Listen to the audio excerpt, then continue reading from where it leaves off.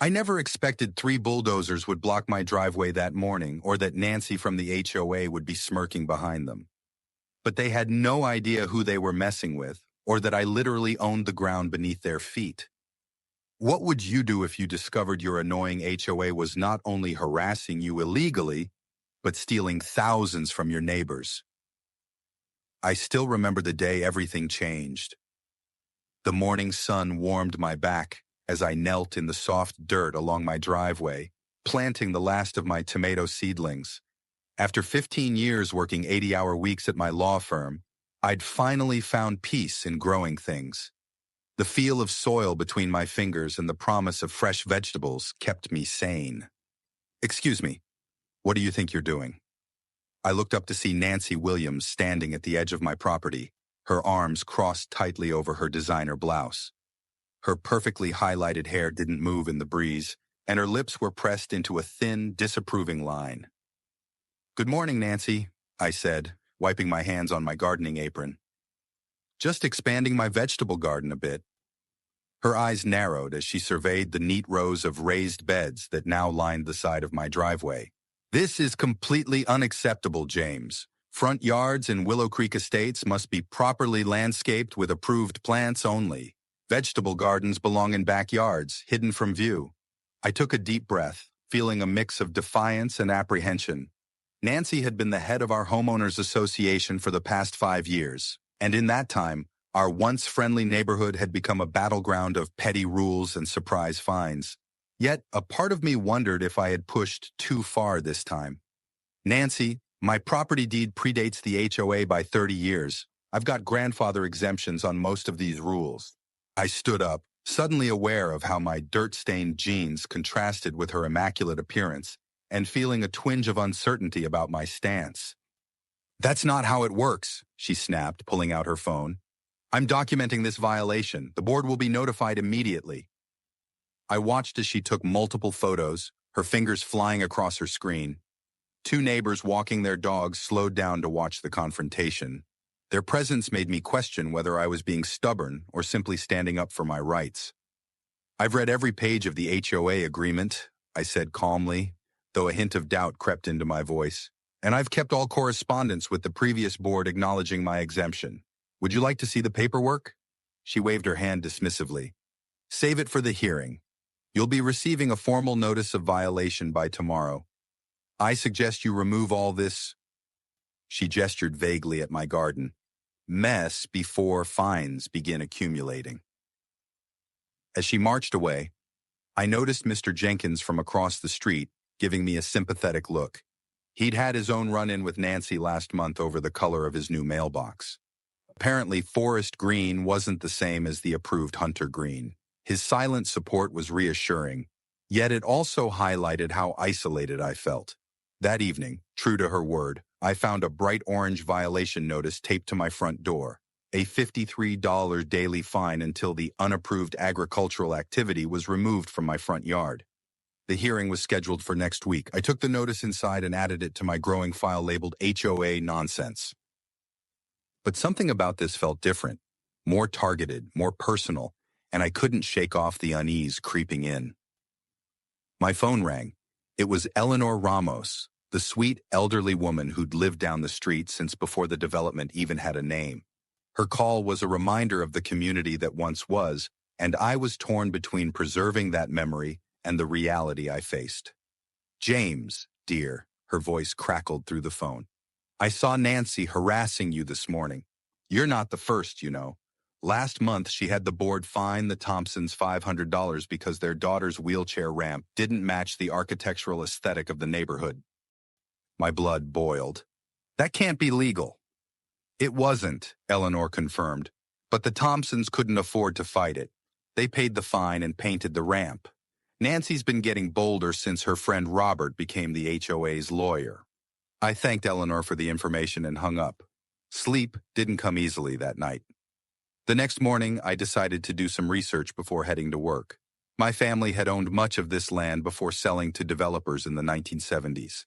I remembered my father saying something about retaining certain rights, but I'd never paid much attention. I was digging through old boxes in my attic when I heard engines outside, heavy engines. Rushing to my front window, I froze at what I saw.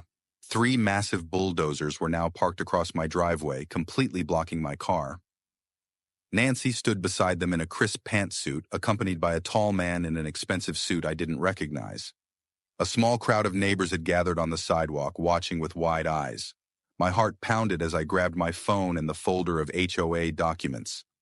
Whatever game Nancy was playing, she had just made a serious mistake. As I stepped onto my front porch, Nancy's face lit up with a triumphant smile that sent chills down my spine. "James Anderson," Nancy called out loud enough for everyone to hear. "The board held an emergency meeting last night. Your violations are so severe that immediate action has been authorized." The man beside her stepped forward.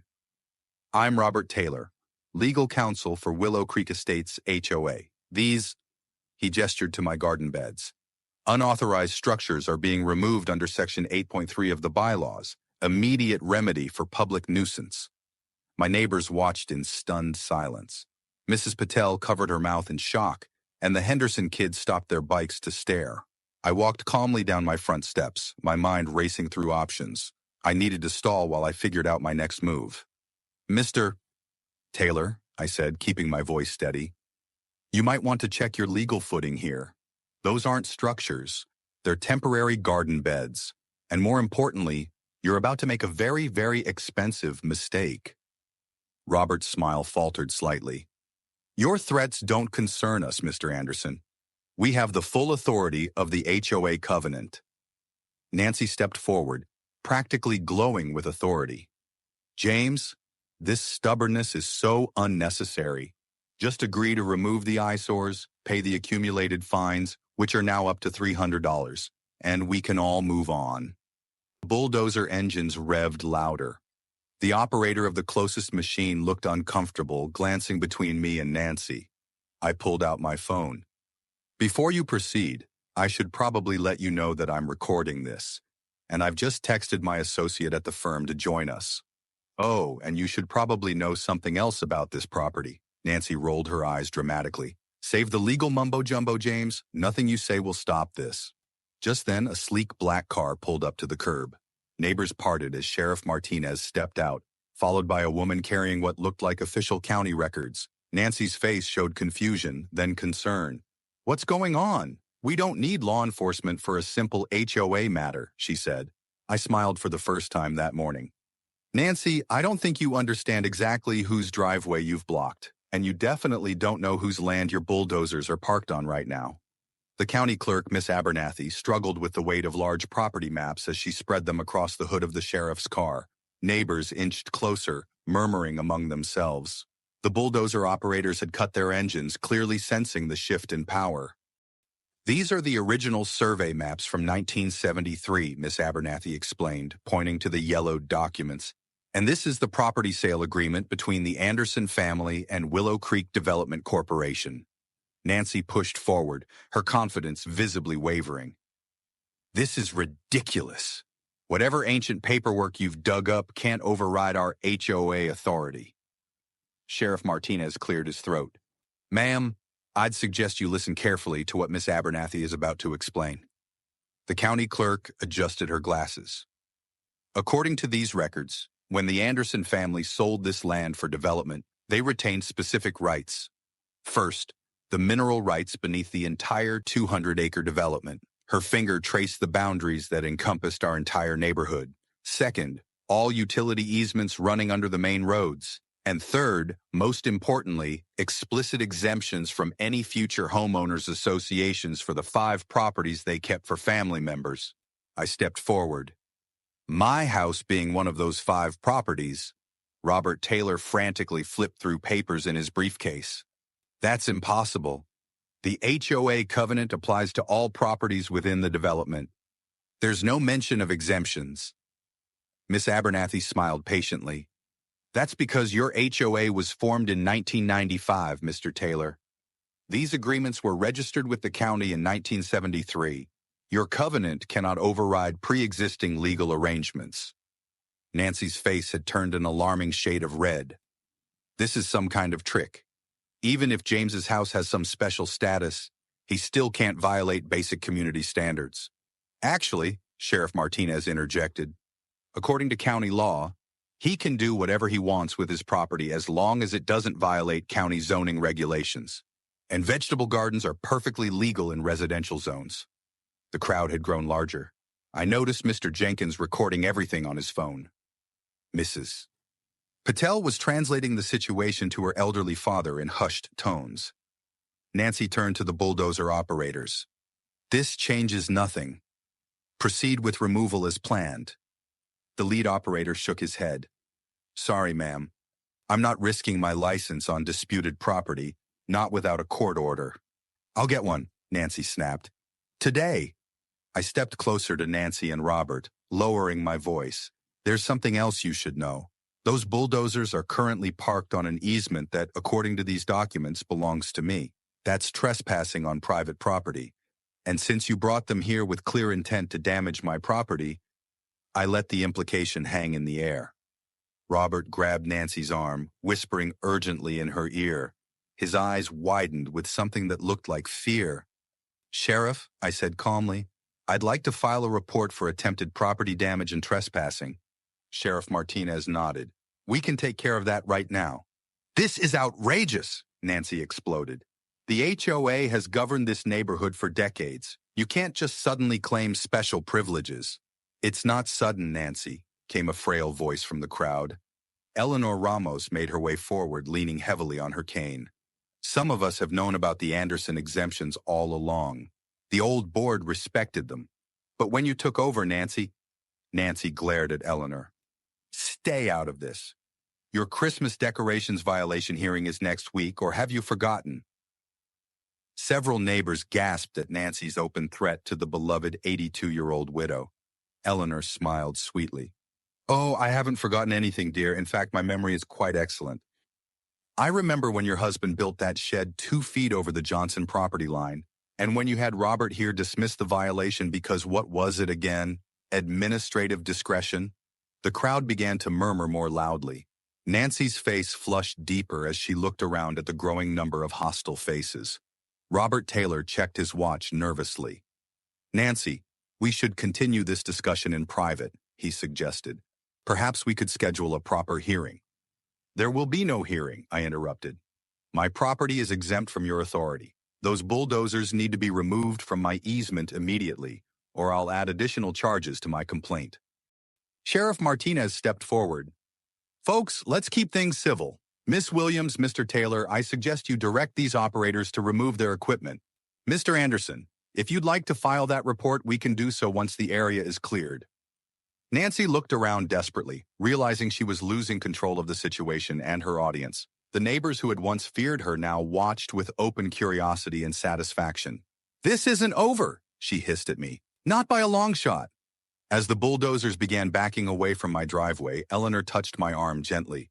James, dear, there's something important you should know. It's about the HOA financial records. What about them? I asked quietly. Eleanor glanced around cautiously. Not here. Too many ears. Come by my house this evening. As Nancy and Robert retreated to their waiting car, I noticed something I hadn't seen before. Genuine fear in their eyes. Whatever they had been trying to hide by removing my garden so hastily, they now realized they might have awakened something much more dangerous than a simple property dispute. The last bulldozer rumbled away, leaving my tomato plants untouched. Sheriff Martinez approached with his citation book. Want to file that report now? I watched Nancy's car speed away. Absolutely. And Sheriff, you might want to contact the county prosecutor. I have a feeling this is going to involve more than just trespassing charges before we're done. Eleanor squeezed my hand. 7 tonight, she whispered. And James, bring a calculator. You'll need it when you see what I found. The neighbors began to disperse, many stopping to examine my garden beds with new interest.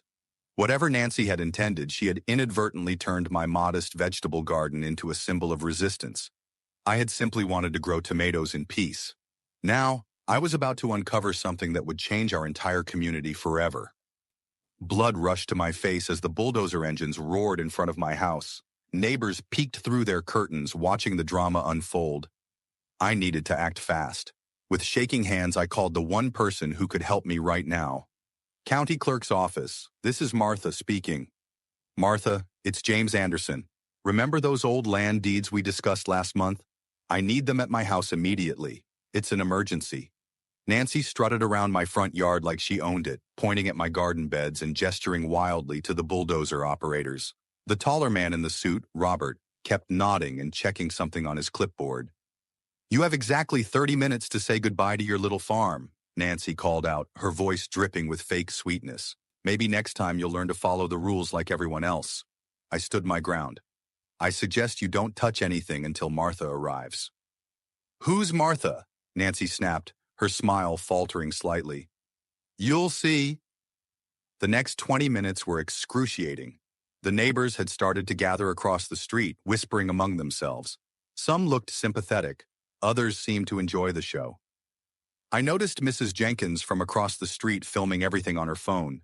Martha's county vehicle pulled up exactly 27 minutes later. She wasn't alone. She'd brought the entire property records team and 4 huge boxes of documents.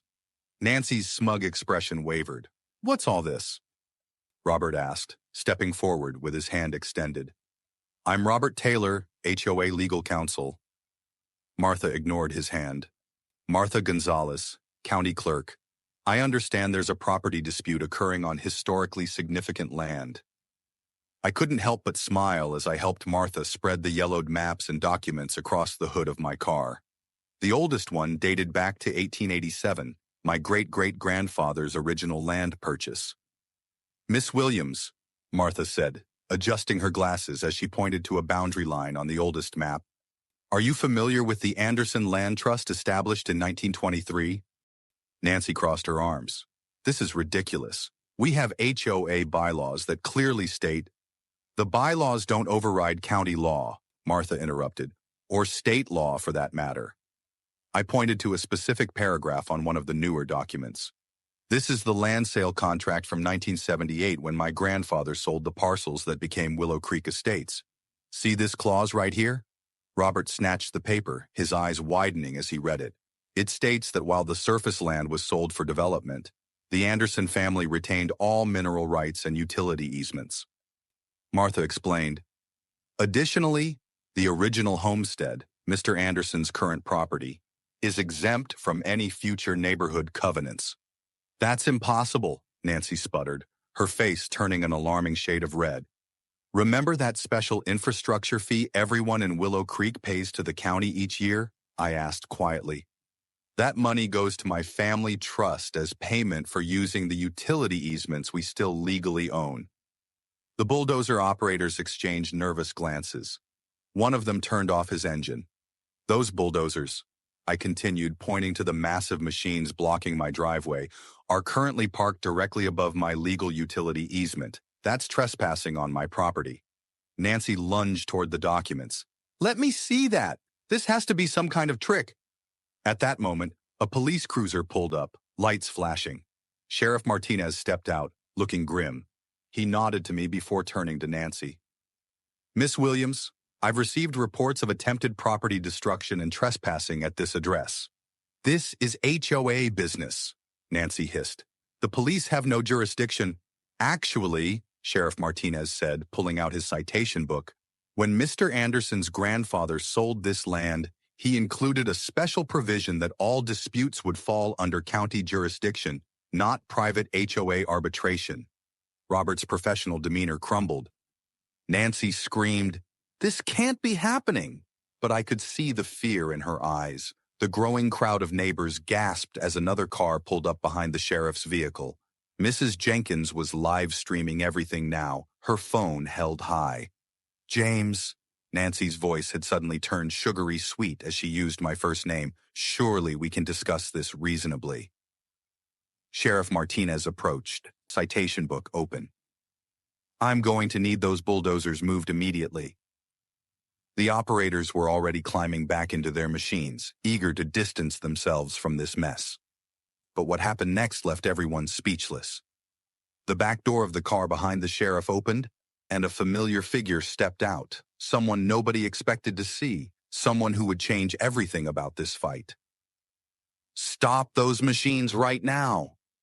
The voice that rang out belonged to Eleanor Ramos, the 83-year-old widow who lived 3 doors down. She leaned heavily on her cane as she made her way toward us, but her eyes were fierce.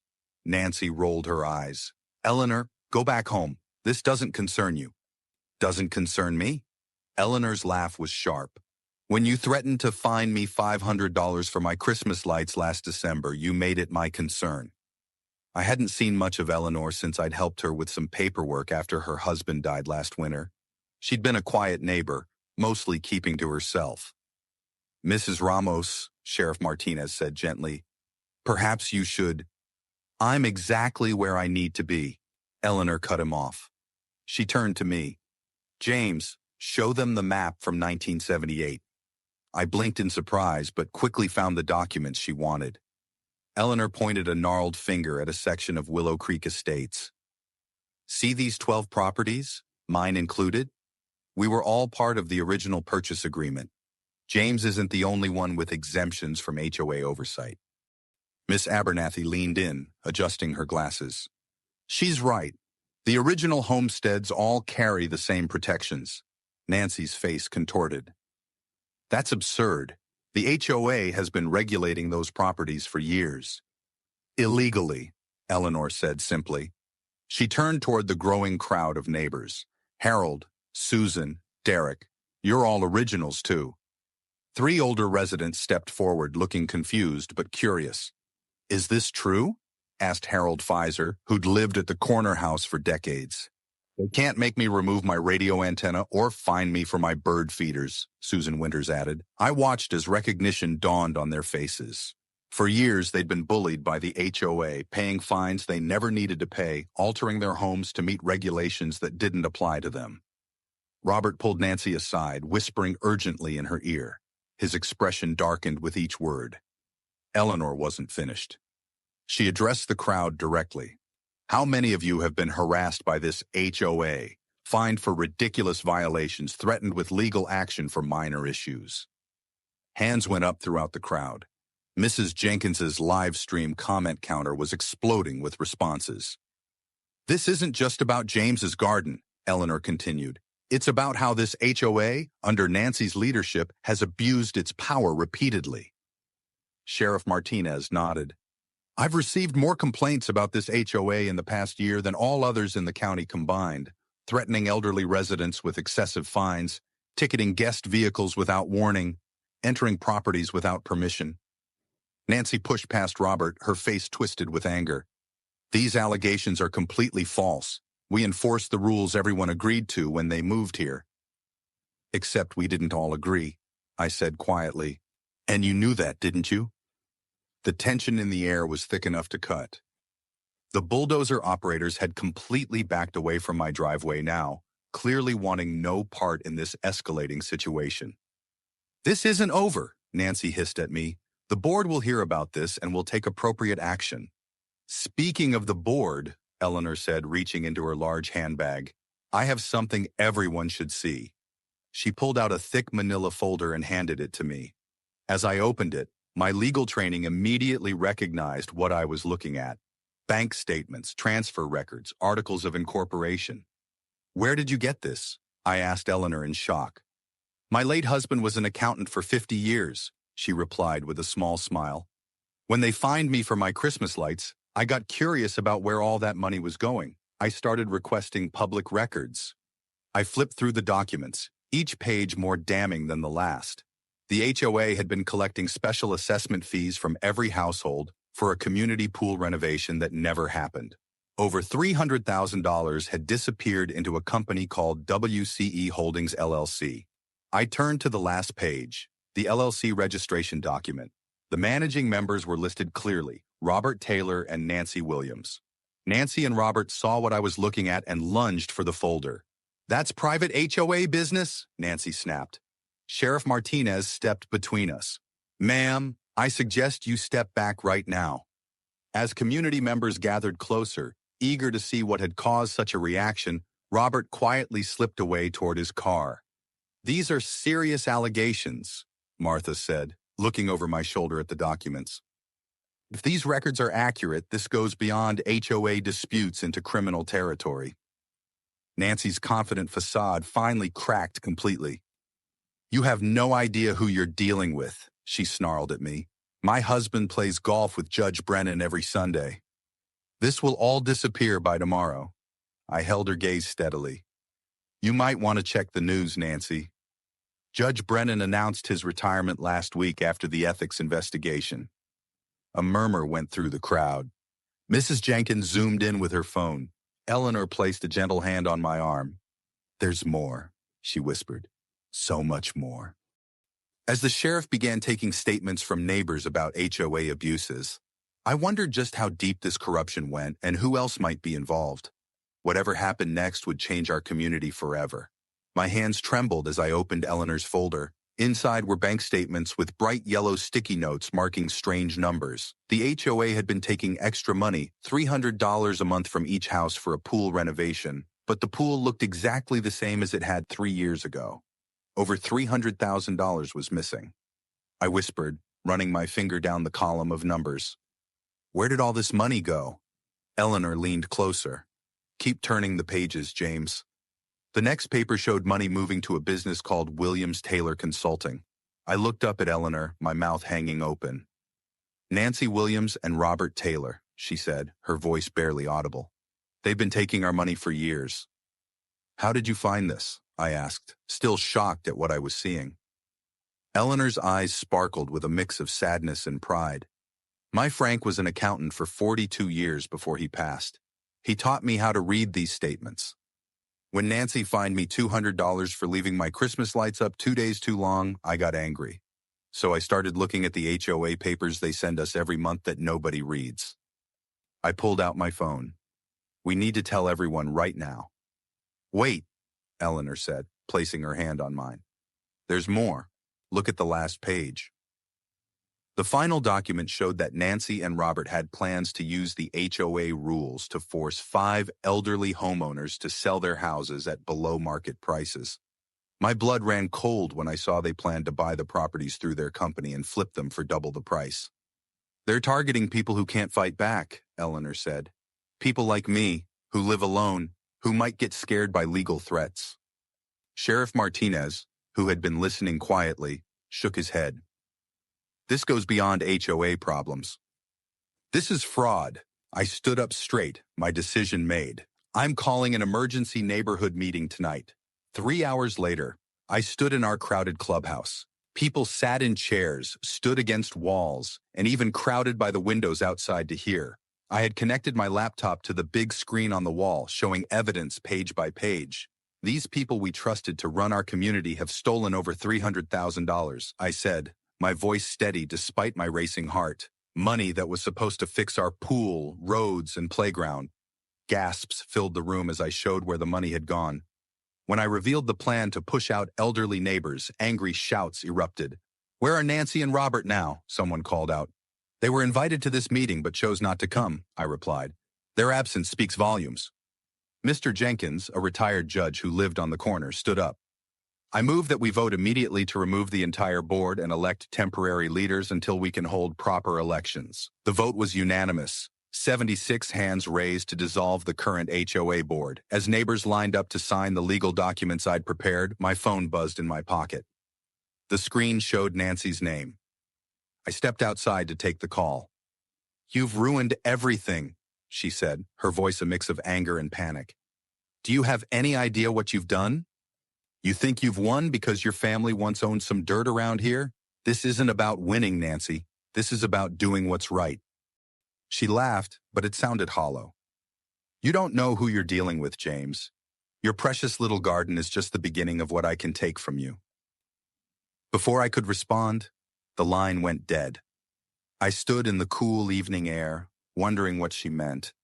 Could she possibly do now that the whole neighborhood knew the truth? Back inside, people were already forming committees, one to audit all HOA finances, another to review and simplify the community rules. Eleanor sat at a table surrounded by neighbors, hanging on her every word as she explained how she uncovered the scheme. My phone buzzed with a text from an unknown number. "Check your security cameras now." I pulled up the app showing the video feed from my house. What I saw made my stomach drop. Two figures in dark clothing were at my front yard. Even in the dim light, I could make out Nancy's blonde hair and Robert's tall frame. They were pulling up my garden plants and throwing them across the lawn. Her eyes narrowed into slits as she glared at the neatly arranged rows of raised beds along my driveway. This is utterly unacceptable, James. Front yards in Willow Creek estates must be flawlessly landscaped with only approved plants. Vegetable gardens are meant to be hidden away in backyards, out of sight. I inhaled deeply, trying to steady myself. Nancy had been ruling our homeowners association with an iron fist for 5 years, transforming our once harmonious neighborhood into a war zone of petty regulations and sudden penalties. Nancy, my property deed is 30 years older than the HOA.